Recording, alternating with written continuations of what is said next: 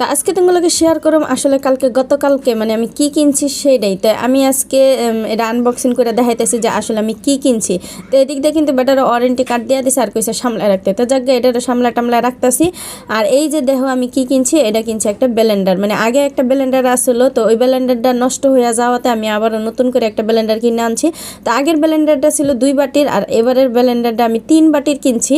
তো এই যে হচ্ছে ব্লেন্ডার, আমি ভীষণ কোম্পানির কিনতে চাইছিলাম, কিন্তু আসলে ওই দোকানের মানে লোকটা কইলো যে নোভা কোম্পানি। তো নোভা কোম্পানি সাজেস্ট করলো, নোভা কোম্পানি নাকি খুবই ভালো।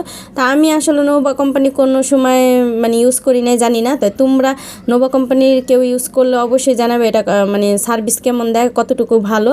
তো তোমরা কিন্তু অবশ্যই কমেন্ট করে আমাদের জানাইবা যে আসলে নোভা কোম্পানিটা কেমন।